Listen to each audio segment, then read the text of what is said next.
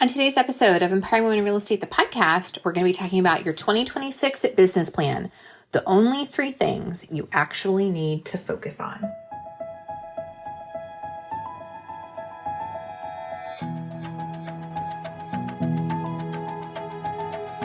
Hi, I'm Karen Cooper, a wife, mom of 3, real estate broker, team owner, and founder of Empowering Women in Real Estate.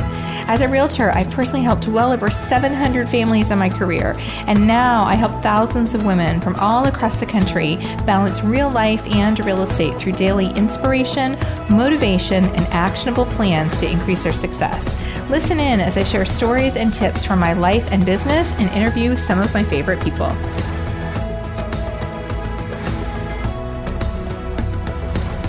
Hi there, I'm glad you're here for today's episode. Happy New Year. If you are listening to this episode on the day that it airs, it is January 7th. So we are fully, solidly into the brand new year of 2026. And I thought that a great way for us to kick off this year on the podcast is to talk about your business plan from the perspective of, and of course, our business plans obviously contain lots of different bits and pieces. When we do this with our team, we have things like, non-negotiables, and we set business goals and life goals, and there's a whole lot more that goes into it, and yours probably does too. But what I really want to kind of distill this down to today are the 3 things that you really need to focus on, and that are actually the main thing that you need to focus on, because we make it way too complicated. We make it way too complicated in this industry. And I feel like, when I started, I was about to say 23 years ago, but I'm now I'm about to hit 24 years. When I started in real estate 24 years ago, I feel like, and not just I feel like, it was not as noisy as it is right now. Our industry is very noisy. And I think that's probably because of social media. It's the comparison. Everybody's selling you something. Everybody's coaching you on something. You should do it this way and do it that way. And if you do it this way, you only have to work for 5 minutes every month and you'll make 8 figures. And, the stuff I'm talking about, right? I mean, there's so much of that. And what happens, I think, is we get really distracted. We get distracted by all of the stuff that's happening around us and all of the noise. And we're like little squirrels, right? We're just running from thing to thing and shiny object to shiny object. And, maybe this is the thing that's going to really make it work for me. And, well, this person did this and, they make a lot of money. So I'm going to do what they do. And then this one does this. So I'm going to do some of that. And then, before you know it, you're trying to do too many things and you're doing none of them well. What is that saying that's like, jack of all trades and master of none, right? And that is so true. Like, that is what ails, I would say, a high percentage of us in the real estate industry. If you are struggling with stability in your business, if you are struggling with consistency in your business, if you are nonstop frazzled, then that is probably part of it, because you are bouncing around too many things. Like, of course you can't keep that up. And so I'm really going to just narrow this down for you into 3 things. And these 3 things should be, your top, I was going to say your number 1 focus, but there's 3 things. So your top 3 focus, these should be the 3 things that you focus on in your real estate business before and above literally anything else. And it doesn't matter what phase of your career you're in, what stage of business you're in, if you're brand new or you're, 24 years in like I am, or anywhere in between. These are the 3 most important things. And we take these things for granted constantly. We ignore them a lot of the times in favor of all the shiny objects. So let's just take it back to basics and let's take it back to those 3 most important things. So there's 3 things. First is your database. Number 2 are your pillars. And number 3 are your daily business builders or your prospecting habits. So let's break this down. First one is your database. There is a reason that if you go back, today's episode of the podcast is episode number 387. And I'm pretty sure it was episodes number 2 and 3 of this podcast were both devoted to your database and how to build and grow it. I've done courses on how to build and grow your database. We've done multiple episodes, even beyond episodes 2 and 3 of the show, that were about your database. And there is a reason for that, because your database is where your business is going to shine or where it's going to die. And we don't put enough focus, effort into our databases as far as I'm concerned. I'm shocked a lot when I'll talk to agents who'll say, well, I don't have a database, or I don't have a database here, or I don't have enough people to put in a database, or like, there's so many misconceptions around it that we just, we're throwing money away when you don't put effort into your database. There's a book, and I don't remember who wrote it. It's a very, very, very old book. I'm talking like 75, 80, maybe longer than that, years old. I heard about it from Brian Buffini, and he actually did a podcast on it many years ago where he like reads the book. It's like a short story, I think, if I remember correctly. And it's called Acres of Diamonds.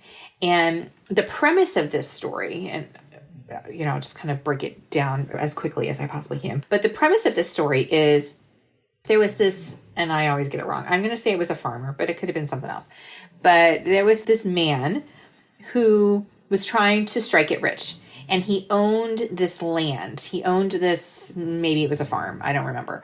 But he owned this property. But he was so eager and determined to strike it rich. And he, was trying everything and going everywhere. And well, if he went to this place, that it was guaranteed that he was going to be rich and he was going to, get this and do that and whatever. So he sold his land for pennies, something like that. And he went to wherever, I don't know, it was the gold rush, something, and, where he was going to strike it rich. And he didn't. But not only did he not, but the person who bought his land was tilling the land or whatever, and they found gold. Wouldn't be diamonds. Diamonds aren't in the ground, are they? Are they in rock? I don't know. Anyway, but they found something. Basically, all of that land was rich. Was literally rich with something, some kind of mineral that made the new owner very wealthy. So what this man, the previous owner, what he was looking for, he had all along.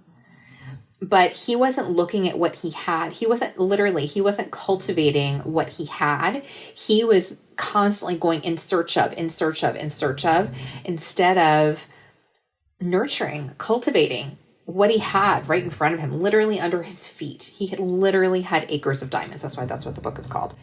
And that is what our databases are like for us in real estate. Your database needs to be the number one thing that you focus on.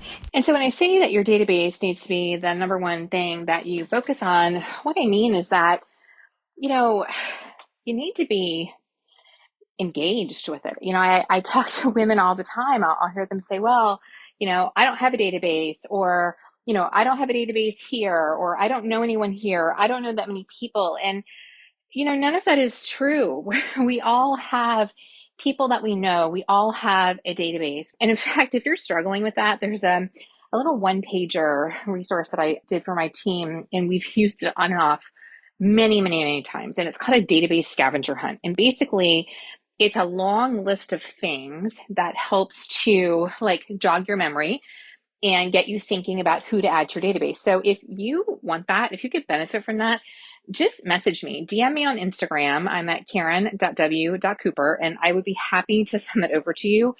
I think that would really help you. But we all need to have that database. So not only do you need to have, and in fact, your database is so important that this episode you're listening to today is episode 387 of the podcast. Episodes number 2 and 3 of the podcast. The first episode of this show, well more than 5 years ago, was kind of about me, my story. And then the next 2 episodes were dedicated to your database and how to build it and how to grow it. And we have done I've done a course on how to build and grow your database. I have, we've done multiple shows about it. Like it is truly, it is those acres of diamonds that most of us ignore or don't pay attention to. And so having a database, putting it into something, it doesn't matter. It doesn't matter what CRM you use. I see people get hung up on that all the time. The best CRM is the one that you're going to use. Don't overthink it. Pick something and just start and work with it. And then if it's not working, sure, then do some research and find a different one or switch. But you got to have something and you got to have it in something. But having that database, you need to be constantly growing it. If your database is not growing, then it is dying. And that is just natural attrition. And, for that reason, and we're going to talk about the daily business builders or the prospecting habits, but one of my daily business builders, one of my prospecting habits that I have had now for well over 11 years is to add someone to my database. And there were seasons of my career when I was in growing stages where my goal, my objective was to add one person to my database every single day, Monday through Friday. Now my goal is to add one person a week, but I'm still adding. I'm proactively thinking about who do I know? Who did I meet? Who can I put in my database? And it's so important. And I'll, give you an example for why. I just finished, right? It's the beginning of the year. So I just finished my holiday cards. I send out over 500 holiday cards. And as I'm going through and I'm addressing the cards, and I'd come across some people in my list, in my database. And when you have a database as large as mine, it can be hard to effectively manage it, right? We talk about doing database refreshes and all that. It's a lot. It's a lot of data. It's a lot of names. And so even though I do those exercises, as I'm going through the list, there were two occasions where I'm going through it and I'm like, I haven't heard from that person in a really long time. I haven't seen them on social media. Like I haven't. And sure enough, there were two people. One was a past client. One was someone who we talked about real estate. They're in my farm, but we'd never really done business together. And both of them had sold their home without me. And, that kind of stuff is constantly happening. And that's why we have to be constantly adding to our database. If you're an experienced woman in real estate and you've been feeling the pull to evolve your business, to earn well without the 24/7 pace, pressure, and burnout, then the Midlife Real Estate Blueprint was made for you. Our next live cohort starts on January 15th, and it's a transformational 5-week experience where I will walk you step by step through redesigning your business to match the season of life you're in now and the way you want to work at this stage, with more clarity, confidence, breathing room, and a model that actually supports your life. If you're craving a sustainable strategy, a supportive community, and a roadmap that shows you what's truly possible in midlife real estate, this is it. Enrollment is open now. Join us for the January 15th cohort. I would love to guide you through it. Go to empoweringwomenrealestate.com and click on Midlife Real Estate Blueprint. So your database is really number one. And I would challenge you to think about, honestly, when is the last time you looked at your database? Because I think it's just not something that enough of us pay attention to. I've shared a ton of times, and I'll talk about it a little bit more, but about what my business looks like now, what my prospecting habits are that I do every week.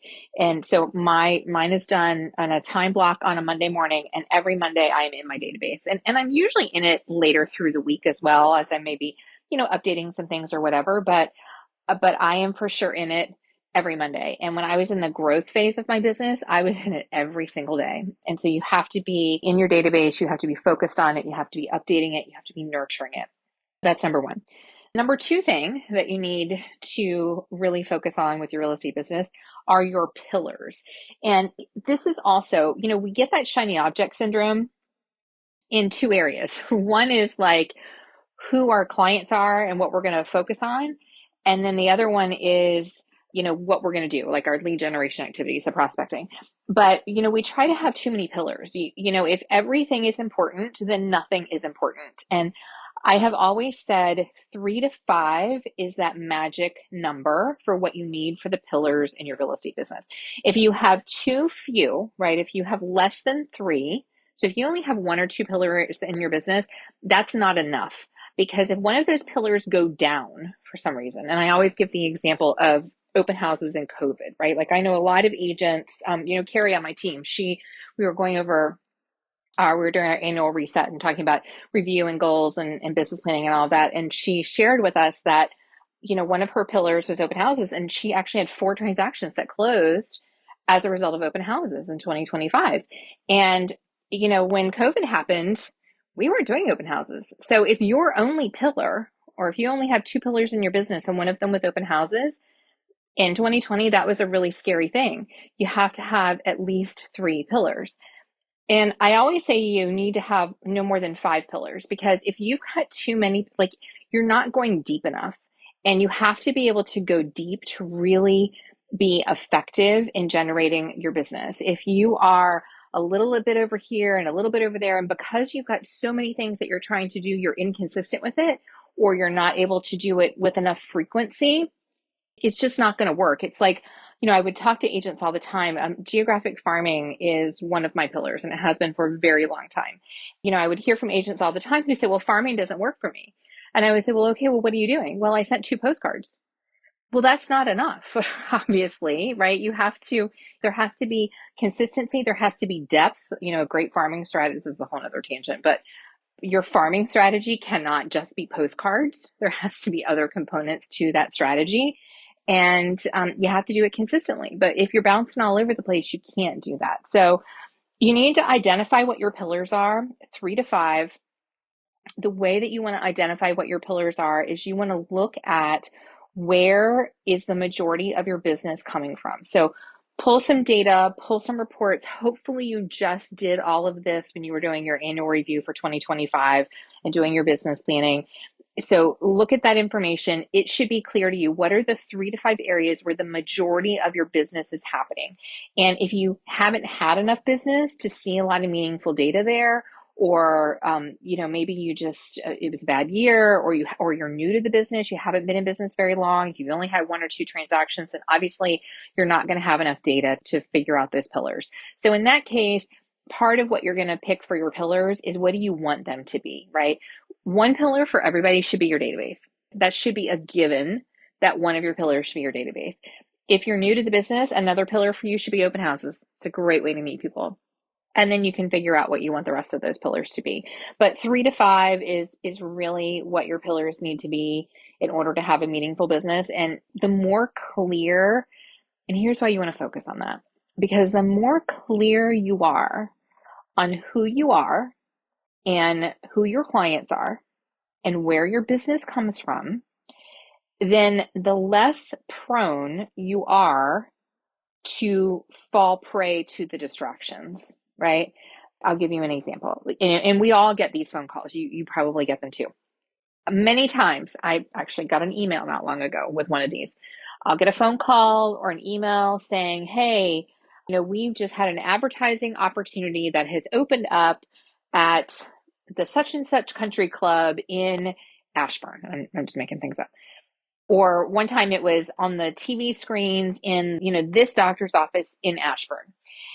Well, my geographic farm is in Lovettsville. Now, if you're not local to me, that won't make any sense to you. But those 2 areas are about 30 minutes apart. And like never the twain shall meet. Like where I am is very, very rural. Ashburn is more suburban. And yes, I have sold some homes in Ashburn over the years. And I have maybe a handful of clients that are there. But 98% of my clients are in Lovettsville, or, in the western part of our county.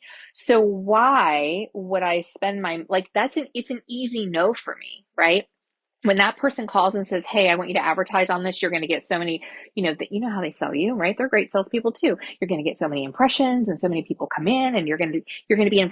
Well, it's not going to make any sense, because if my clients aren't there, if my signs aren't there, because I largely don't do business there, if I am not physically there, I'm not sponsoring things, I'm not a part of that community, it's an easy no. I know not to spend my money there. But if the person had called and said, hey, we have this opportunity that's opened up at this doctor's office in Lovettsville, are you interested in doing that? Then that would be an easy yes for me, because I know where my business comes from. And one of my pillars is that geographic farm. So the more clear you are with what your pillars are and who your people are, it helps to eliminate that distraction. It's going to save you money. It's going to allow you to focus your money, your advertising dollars, your marketing dollars in the very best places. It's just so, so critical. Now, that doesn't mean that you won't have the one-off transaction here and there that's not one of your pillars. We all have those, but understanding what your primary pillars are is so key. And those can change. When I think about what my pillars are now versus what they were 10 years ago or 20 years ago, they're different. Some of them have stayed consistent, but others have changed. And that's okay. I think that's the normal, evolution of a business. So that's that. So database number one, pillars number two. And then number three is your daily business builders or your prospecting habit. I call it my daily business builders, but it's basically prospecting. It's a prospecting habit. So many agents don't have a prospecting habit.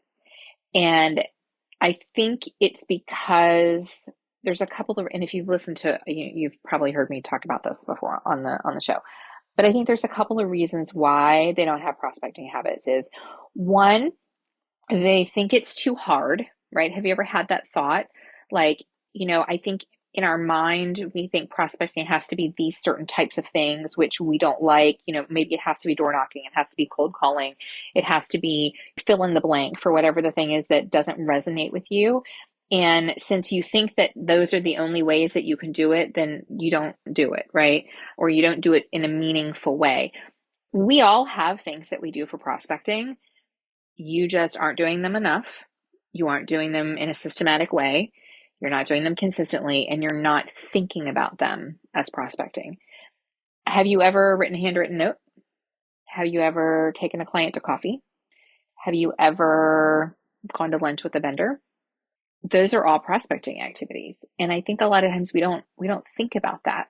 So you need to get really clear on what your prospecting habits are. And in fact, at this point in my career, I am very dialed in on what my prospecting habits are. I block my Monday mornings. I get them done. I generate a lot of business in 2025. I closed right around 20 million in sales volume.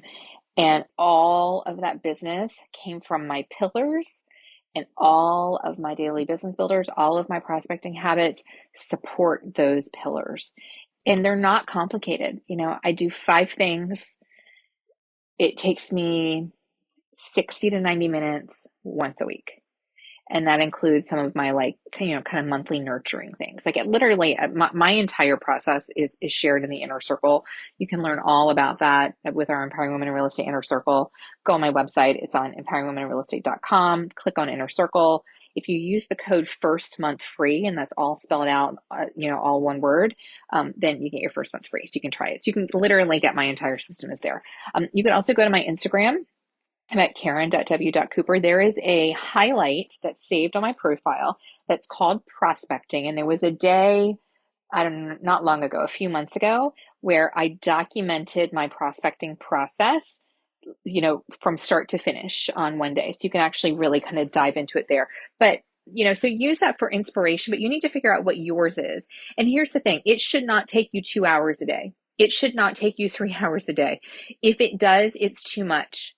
And that's where we fall short with the consistency, because we think it's got to be that much effort. Well, guess what? When you start having business and things start to work, what's the first thing that goes? The prospecting goes. So you can serve the clients. But then those clients, they transact, they go to settlement, and now you start all over again. And it's that real estate roller coaster. So instead, do a smaller number of activities on a more consistent basis. I always like to say I have consolidated my prospecting habits to such a degree where I can do them on my worst day. I can do them on my worst week, right? No matter what is happening in my week, no matter how crazy it is, I know that I can get that done. It's 1 hour. I know I can get it done. But I think we tend to try to design these really complicated prospecting habits and prospecting systems that, we can really only realistically do it on our best day. And anybody who's been on this earth any length of time knows that every day is not your best day. And so you need to figure out what those things are. I promise you, if you can cut the noise, cut the crap, all the stuff that is thrown at us constantly. And you can focus on those three things in 2026. Your database, nurturing it, making sure you're consistently adding to it, making sure that you're consistently in it, right? Logging things, updating things.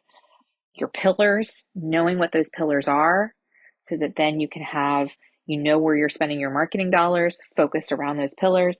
And then your daily business builders are your prospecting habits, which would support whatever those pillars are. If you can focus on those three things and do that consistently over and over and over again, your business at the end of this year, at the end of 2026, is going to look completely different than it did last year. And it doesn't have to be hard. We make it so hard. We make it so complicated and so hard, and it really doesn't have to be. So those are your three things: database, pillars, daily business builders, or prospecting habits. So there you go. Until next time, stay well.